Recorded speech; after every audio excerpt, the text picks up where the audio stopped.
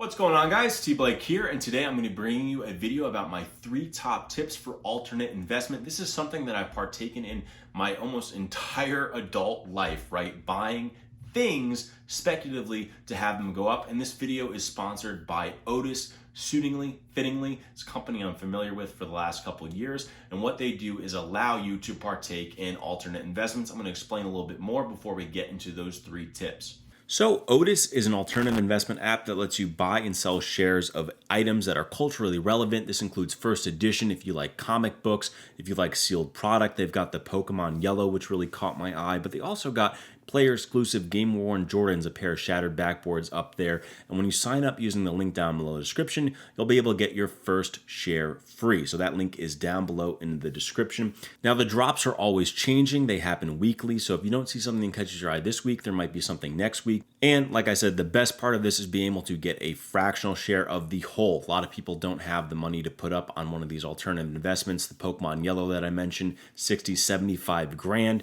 But if it is something that you believe in and something that you want to get some exposure into your portfolio for, buying that fractional share is an amazing way to get started, and you will get that first share when you sign up with the link down below in the description. Now, with that being said, I personally am a huge fan of alternate investments, and I have made my own purchases throughout the years. Now, of course, there is always going to be risk. There is no guarantee that putting your money in an item or object is a guarantee to make money, but there are some things that I've found helpful in making my own personal decisions throughout the years that I want to share with you guys.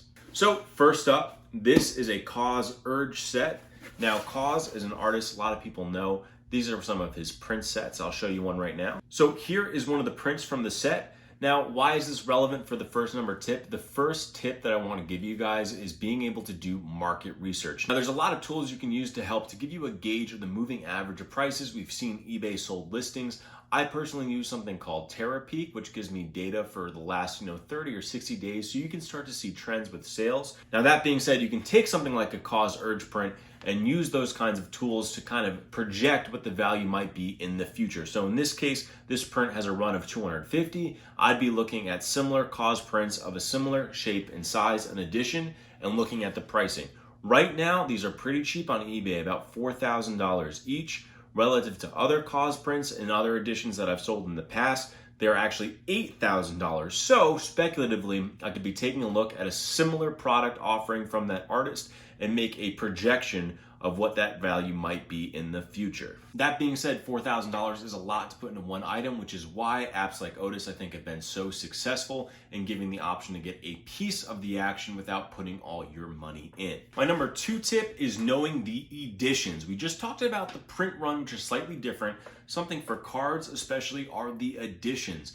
It's so important to have education going into your buy. For instance, for Yu-Gi-Oh, buying non-first edition, Yu-Gi-Oh cards continue to get printed all the way up into 2018, 2019 for sets released in early 2000s. So not knowing this, you might put your money into the wrong thing. For this reason, if you are speculatively buying cards, first edition is the best. Now, another thing that's very interesting with cards, and something I tell the people that are getting started in their first alternate investments, is in fact either buying cards that are already been graded, so you know with certainty how much population the card is, whether or not it's a 10, a 9, etc., or buying sealed product. Now, the thing with sealed product that's great is, one, there's a finite number. As many people are opening them, ripping them, you've seen the YouTube videos of people, breaking cards. That number of sealed product is going to go down.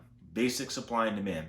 Add that into a first edition, which is protected, right?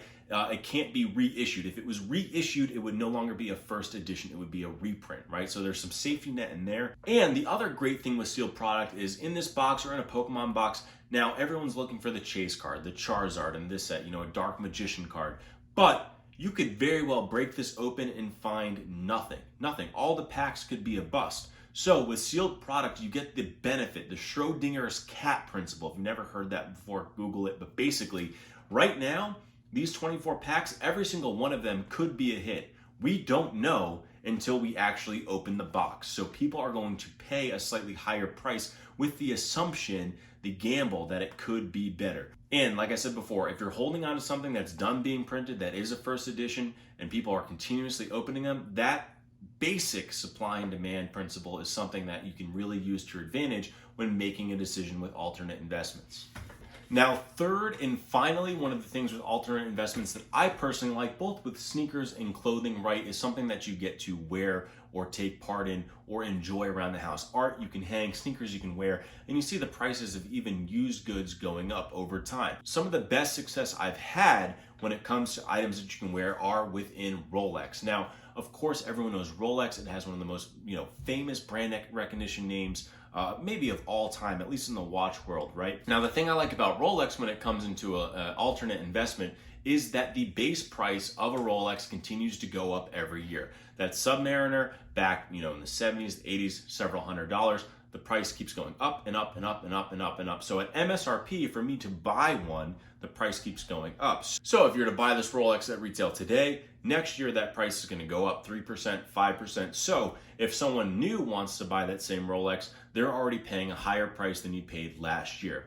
Now that combined with scarcity means that a lot of these watches end up appreciating very quickly. I've done a couple videos on watches in the past if you want to look them up in more detail, but that's been something that's been really, really solid in terms of an alternate investment. And wearing the watches is typically not going to hurt the value too much. In fact, polishing them or over cleaning them, ironically, is what hurts the value. So wearing it, people want to see that. They want to see the provenance if you go to sell this watch 20 years, 30 years down the line. And it's something that I've found has been one of the best returns on investment that I've made. So guys, that's going to do it for this video. I want to thank Otus again for sponsoring this video. It's something that is not only something that I believe in, but something that I think is super exciting in the space. So hopefully these 3 tips helped you out. If it did, if you want to leave a thumbs up, if you want to drop a comment, please do let me know. We'll have that dialogue down there. Thank you guys so much for watching. T-Blake signing out. Peace.